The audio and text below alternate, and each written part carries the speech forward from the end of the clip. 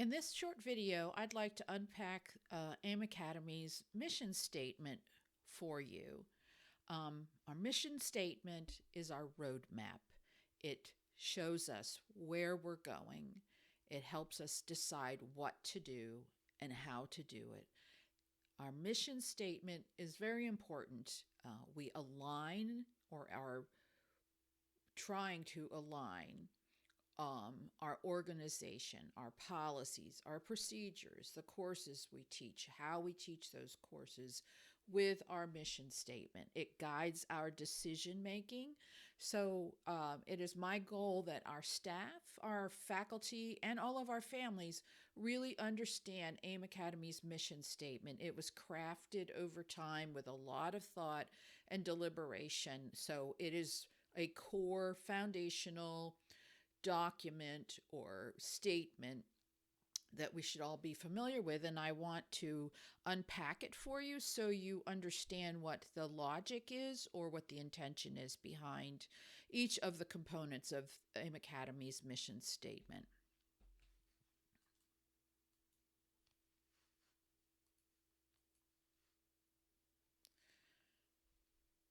And this statement appears on the website in multiple places. It's in the welcome letter that we send to our families. It's in the student handbook. It's in the faculty handbook.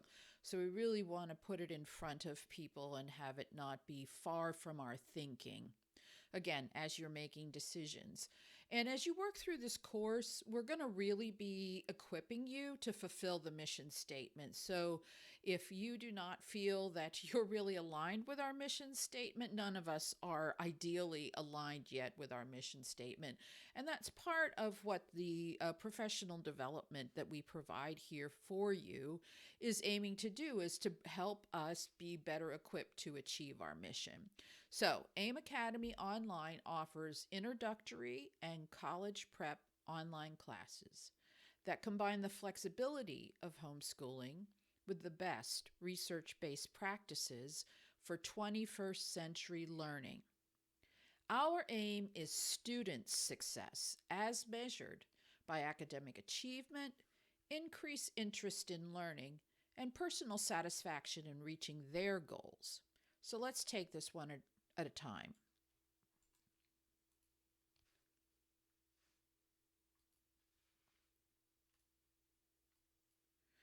AIM Academy provides introductory and college prep online classes. So this is what we do. We are college prep, and even our introductory classes that we're offering to our elementary and our middle school students, or at the beginning of 9th grade, let's say, they are working backwards from what we view to be a college prep curriculum, and we're laying a foundation. So we're making the assumption that our students are going to do something post-high school that requires more academic achievement from them. So even if eventually we decide that college is no longer makes sense, the traditional pathway for 21st century students, we need to presume that no matter what is up ahead for our students, additional training, additional learning is going to be expected of them. And so we want to make sure that our classes are setting them up for what comes next. And our presumption at this point is college or something like college. So what that means is that the content of our classes, every single class, as you think about what to teach or how to teach it in your course, it needs to be aligned with some criteria that is college prep. Now, you will have a choice as to what criteria you use to determine the content that's covered in your class or the skills that you teach. You just need to be able to tell parents and tell us, administration, what criteria you have used to determine the content and skills in your course. These could be some standards, such as the next generation science standards for a science class. Or if you're teaching an AP course, it's going to be the college prep's course description. Or perhaps you're working backwards from AP English and you're teaching a 9th or 10th grade English course, but you are thinking about these students are eventually going to take AP English. perhaps from AIM Academy, you're going to look at the College Board's course description and you're going to work backwards from the skills and the content that are going to be recommended or required to qualify for an AP English course somewhere up ahead. So we want to be able to articulate why our courses are college prep and what criterion we used in designing them. Along with that, we want to combine our courses with the flexibility of homeschooling. So, what do we mean by this? First, we are primarily serving homeschool families or families where it's parent directed education. And we want to honor and respect that community from which most of us have come. So, one of the number one reasons families choose to homeschool is for flexibility. And so we want to acknowledge and accommodate that value of a flexibility for our families wherever possible throughout AIM Academy. So how do we provide this flexibility? There's a range of practices that are possible. I'm just asking you as a teacher to reflect on, all right, how can I acknowledge and accommodate that flexibility that I know most of our customers are looking for? Well, first, we don't require students to attend our live classes. We require them to at least watch the recording before the next scheduled live class. We also ask that kids let teachers know if they're not going to be attending the live class, because we also want to respect, we want to create an environment in which you can perform best. And we know that having a small class or not having kids come on a reliable schedule affects the content of what you do in class. But again, that's just one example. Another way in which you might accommodate the flexibility that homeschool families look for is in your late policy. It should acknowledge that sometimes there's going to be disruptions to their schedule. Our families are sourcing curricula and online classes and activities from a variety of sources. They might be a part of a local co-op. They might be working through curriculum at home where a parent is leading that, or they might be using some of our online classes and they might be taking online classes elsewhere. We have to acknowledge that parents are trying to put together a very large piece, large puzzle. And if we're going to be rigid and not flexible, we are going to lose their business, because we need to acknowledge what their primary goals are and come alongside and support them. So how you provide that flexibility is going to be up to you, but you should be able to answer the question, how do I respect this core value for our primary constituent? So our introductory and college prep classes are also infused with the best research-based practices. So let's talk about what we mean by research-based practices. So what you do and how you do it in your class, what we do and how we do it at a organizational level. We want to be able to look at a body of research and find out, what does the best research, what does the most robust research, the repeated research show us that should inform our practices. For example, kids having their cameras on in our Zoom classroom is recommended as a best practice, because research shows that when kids have their camera on, they are more engaged and more focused and are paying more attention in class, and that results in greater achievement. So if kids don't want to have their cameras on, we just ask for a parent to let us know that their child will not have the camera on. And we also gently make sure that parents understand why we request that kids have their cameras on. So we want to recommend best practices, and you will find that in our professional development. In this course and in our faculty announcements, we always want to be putting forward what we can see that is research-based. And also, if there isn't any empirical research, in an area that we are trying to figure out, then there should be a theoretical lens that is informing our pedagogy or our methodology. What do I mean by a theoretical lens? Well, for example, later on in this course, there's an entire module on self-determination theory, and that is the theoretical lens that is informing the culture here at AIM Academy. And so when we're making decisions, for example, there's a lot of ways in which I give faculty choice. Like I just said, how you align your course with college prep criteria, or how you accommodate the flexibility that homeschool parents are looking for. If you notice, I constantly say you have a range of options. This is what we recommend.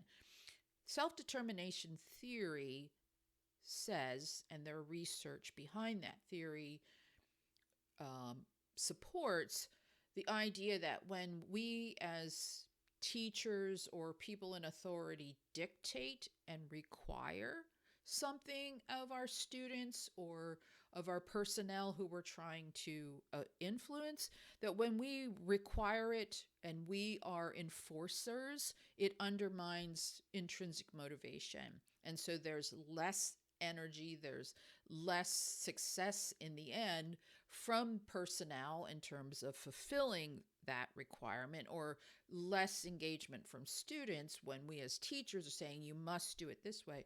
Self-determination theory, that where you can give choice and voice, there's greater engagement and greater achievement. So that's an example of how a theoretical lens is informing our practices. And finally, we offer introductory and college prep online courses that combine the flexibility of homeschooling with the best research practices for 21st century learning. So this focus on 21st century further refines the scope of our practices and the content of our courses. So just being college prep is very broad. Where else do we want to focus our attention? And being 21st century minded. For example, our students are going to have to learn how to use technology to accomplish tasks. So one of the ways in which we are fostering 21st century learning at AIM Academy is kids are learning how to take online classes, and they're learning how to learn in an online environment. I see that as an essential 21st century skill. And so we want to be thinking ahead to where are the sciences going? Where is math going?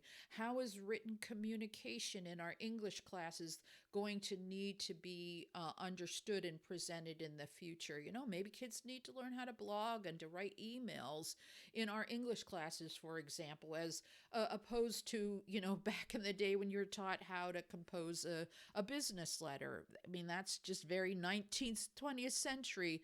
And kids learning how to use calculators and sophisticated calculators in our math classes. That needs to be part of the range of practices that we provide here at AIM Academy.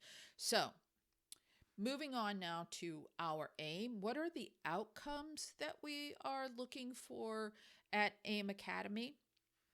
How are we measuring our success? So our aim is students' success. So we measure our success at the student level. So we are looking for outcomes in our students that we can measure in order to say, okay, how far on the road, how far are we in our journey to fulfill this mission? Let's look at how our students are succeeding as a result of taking classes with us. And so how are we going to define and measure this success? Well, the first is academic achievement. So we want our student success to be measured by academic achievement. And how are we going to measure that? Well, we might measure it in traditional ways like grades and tests as an example, or a correlation with academic achievement, or or we might be having kids complete projects or presentations, and we might be evaluating their success on those presentations and projects using a rubric, and we're going to use that as a scoring mechanism. So there has to be some method of evaluation, and what we are evaluating with that method, whether it's a test or it's a rubric, is academic achievement. And I guess it's going to relate to the content and the skills that we have aligned with the college prep criterion that we have selected. So, but not just that. We do not want grades and tests to be the only measure of student success, because again, homeschool parents, we're not really thinking that that's the end all to be all, right? That is not the only reason why we're homeschooling, and it might actually be counter to the reason that we're homeschooling. So our aim is student success as measured by academic achievement, increase interest in learning, and personal satisfaction in reaching their goals. So why do we also have increased interest and satisfaction in reaching their goals, with an emphasis on the fact that the goals are the students' goals? Well, intrinsic motivation, which we talk about in educational research, is the same as what most homeschool parents refer to when they talk about wanting their kids to love to learn. And so I think that that is our ultimate goal that we would like to see in our students, is that we have helped them develop further their love for learning. And one way in which we can measure whether or not our students are increasing in their love for learning is to measure whether or not we have helped them increase their interest in learning. So we can ask them, how interested are you in this course or this subject matter at the beginning of the course, and at the end of the course, we can ask them again, or along the way, we can continually ask them, did you find that interesting? What parts of what we did in class today did you find most interesting or enjoyable? We want to see that our students are reporting as a result of taking classes at AIM Academy. I really got fascinated by learning Spanish, or learning French, or learning Algebra 2, or reading American literature. I had no idea. And so, yes, I'm really glad I took a class here, because I'm much more interested in this subject now, and I'm going to pursue it on my own. And finally, this personal satisfaction in their goals. Many of our students are going to come into our classes without having personal goals for the class. And so one of the things we want to teach them is how valuable it is to have personal goals before you start to tackle a difficult subject. And if you set goals for yourself, you will get much more satisfaction when you reach those goals, or you move towards greater success in those goals. And it's this combination of interest and personal goals that actually predate or are the precursors to intrinsic motivation. So that's why AIM Academy's mission statement is aligned with these outcomes that we know set our students up for 21st century success. That once they leave AIM Academy, once they graduate from homeschooling, that we have been a part of helping their parents raise lifelong learners who love to learn. Because if you think ahead, there's no way to predict all the skills and content that will be necessary for our students once they move out into the greater world. But if they have learned how to learn and they enjoy learning, then there's nothing that they won't be able to be successful with.